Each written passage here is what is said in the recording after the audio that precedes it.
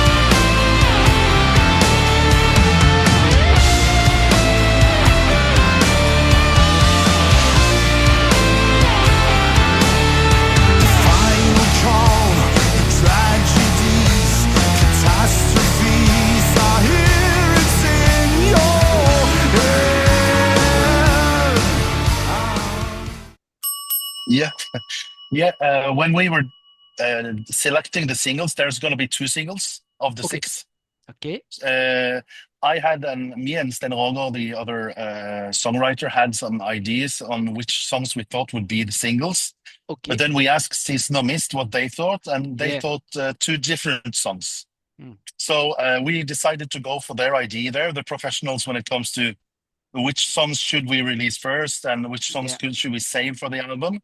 Okay. While we are more like emotionally connected to the songs, I guess, in the band. So we decided to listen to the record label, and therefore we have that single as the first one. I think it's quite like a catchy song. It's a song that's easy to get into, although it is quite expressive and progressive along the way and stuff. But I think we have gotten like amazing feedback on it until now, so it must be the right choice. I think, and the music video is dark for In Your Paradise, and we can see you and the band playing and singing for you. It's an interesting song. So there are other songs which surprise me.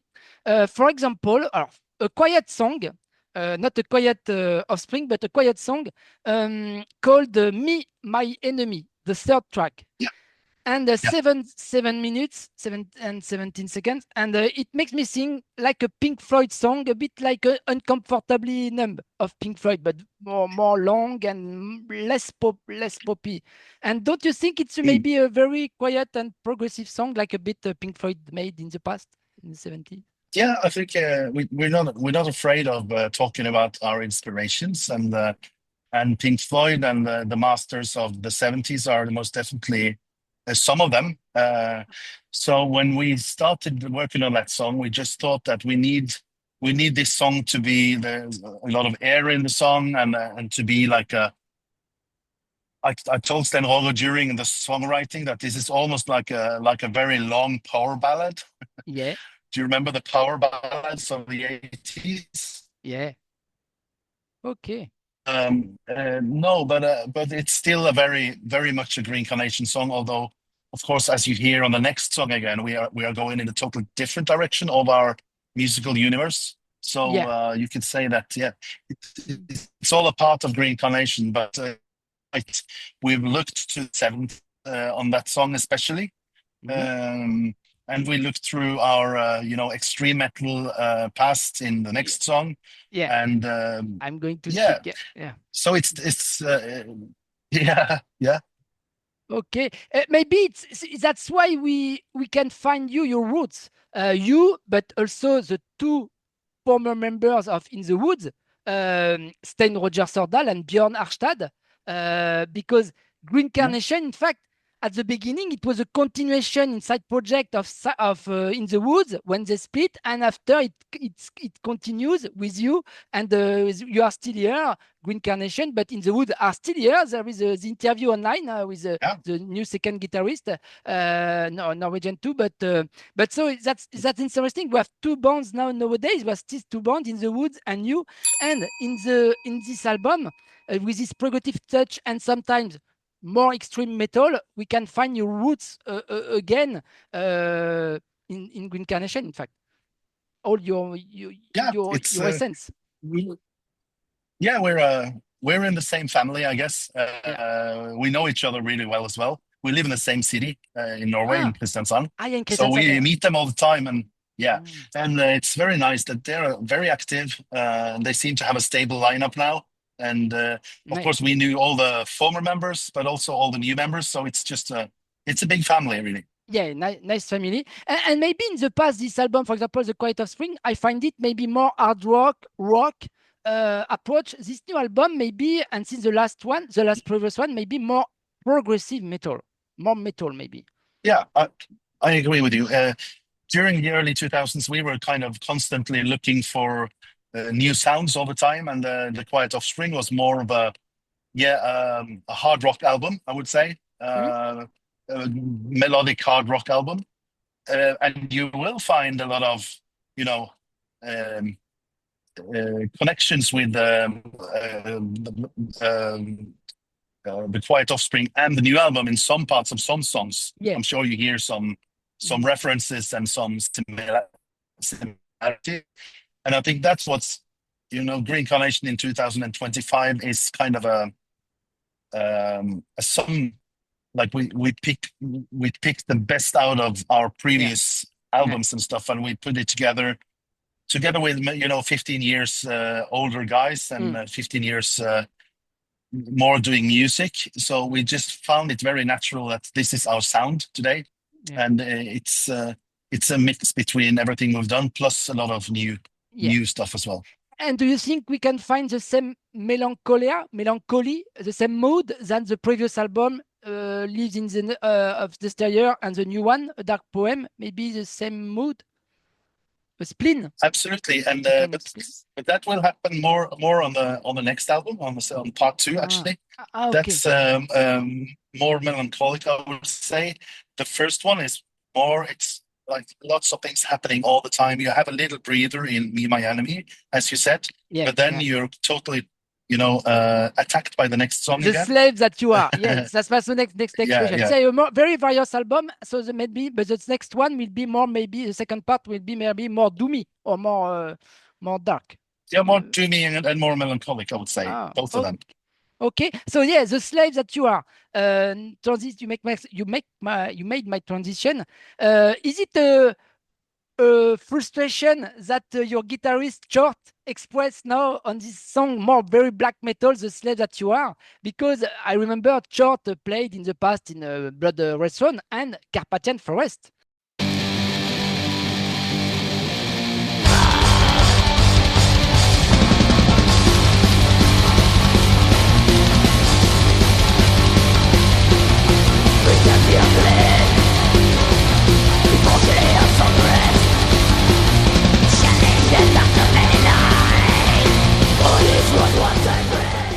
And energy also live. So is it him, Tchort, who left Blood Red Swan, who wanted a more extreme song and bring the riffs on guitar, Tchort, on this song, The Slave That You Are? No, that song is also written by me and Stein Roger, but of course we acknowledge the extreme metal past of Green Carnation from the very, very start. It was an extreme metal band. And there's always been links to the black metal in, Light of Day, Day of Darkness. And although maybe not too much in, for example, Blessing in Disguise and all those albums, but it's still a part of our history. So when writing that songs, we really wanted to go a long way in that direction because the song needed it. Yeah. We had some ideas and we tried different angles to the song to make it work, but in the end, we just had to make it more and more extreme and more like harder. Okay. So therefore, we needed that kind of vocals as well, because that's not every day Green Carnation have extreme vocals. It's you who sings, or Roger? No, we invited Grutle from Enslaved, the singer from Enslaved. Oh, okay. So he's doing a guest. He's doing a guest appearance on that song. Okay, yeah. I didn't know. Okay, hello, Ivar and Grutel. We are going to see them live next August in France at Motoculture Festival. Enslaved, my friends. Cool. Yeah, big friends since 1997, and World Domination Tour in Paris, Osmos Productions. A lot of stuff, a lot of past stories. Right, yeah. Okay. I'm going to see them this summer in August. Is it true that on this album, Blessing in Disguise, it was Tchort or Tchort's son in the cover artwork, something like that? Yeah. Yes. Yeah. Okay. That's true. He doesn't look like that today, I can promise you. Okay. We are going to conclude soon. Yeah, the two songs of the album, the last songs, there is the title track, The Shores of Melancholia, and a big piece to Close to the Flame. Could you tell me more about these two songs, and what are the plans of the band Green Carnation? Can we hope to see you live soon in France, in Europe? This fall? First, the question of the songs. I think The Shores of Melancholia was actually the last song that was written for the entire trilogy. Okay. It's got a little bit of a different mood to it, and all the other. It's maybe a little bit optimistic compared to many other songs. Yeah, that's right. But I think it suits really well into the album. It's after the slave that you are. It's kind of also a little bit of a breathing space, a little bit of light into it, and then you go into the end song of the album, which I think suits really well.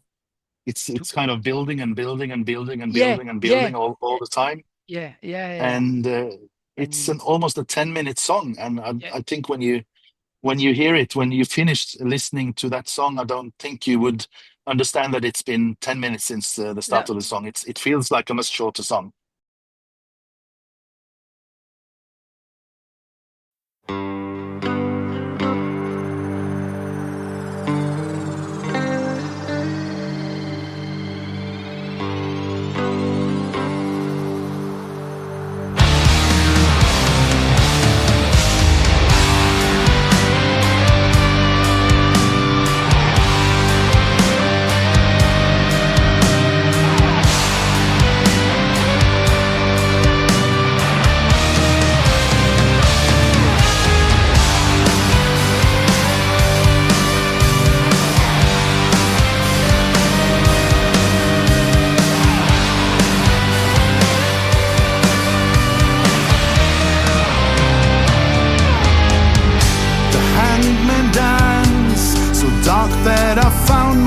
Grasping for light in this parallel world. Exactly. I had this feeling. Okay, I don't have a lot of backwards about this album. I just listened 2 times, but I need to listen more and more because it's very rich, very diverse, like I said, and so maybe album of the month. So and surely and on Metal Ops. So what are the plans, live plans of Green Carnation for this fall, this year, or next year in Europe? Yeah, we're currently rehearsing the first album. We're gonna on the day 2 days before the release, we're gonna do a live show in the US, playing the entire album from the first to last song at the Prog Power Festival.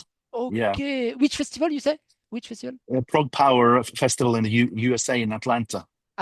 Okay. Yeah. Say hello to Mastodon. And then we're going to start also rehearse the second album. And I think maybe for probably the summer festivals next year, we would have a mixture between the first and the second album that we can play on festivals, which is hopefully bringing us also to France. There are some nice ones there, I know. Yeah, Hellfest, Motoculture, you come. Absolutely. Yeah.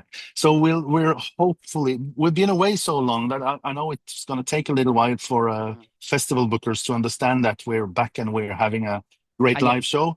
So I don't think we'll see too much live before next summer. Maybe some smaller niche festivals, maybe here and there before next summer. But I hope next summer would be a nice festival summer for Green Carnation, yeah. And hopefully France, because France has always been a good country for us. Yeah, and you're French, you are on a French label.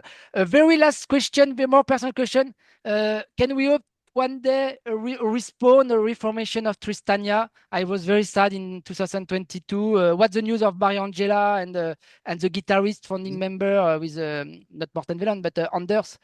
Can we hope? Because I was very sad and waiting for a new album. I have a lot of contact with Anders, actually, and Ole, the bass player. Mariangela as well. She's living in Portugal now. Yeah, not in Italy, Sardinia. Okay, Sardinia. Okay, no, okay. Yeah, she's married with a Portuguese guy, and they live in Portugal with a son, which is very nice. Okay. She's active down there with her singing. We haven't talked about doing something together again. Right now, it doesn't seem like it, but you never know. We're not enemies or anything like that, so that's a good thing. So I would just say time will show. Right now, there's no plans, but that can, of course, change. Yeah, and Jiri, the guitarist, was in Octavia Sperati, so I'm very sad. No Octavia Sperati news and no Tristania news. No. But you have Green Carnation with you. It's a good news. Yeah. Giri, they played one or two shows with Octavia Sperati just locally on a birthday party. I think it was in Bergen 1 year ago, but I don't think they have too many plans on reforming. Yeah, with the gathering, a singer. Okay, yeah, I understand. Yeah. Okay, but thank you very much. I'll let you. Thank you. A nice album, and we're waiting for the second and third part. But we have to appreciate this first album, Dark Poem Part.1, The Shores of Melancholia. Thank you very much, Kjetil. Thank you. Cheers. Thank you. All right, take care. Bye-bye. Bye. Bye. Bye.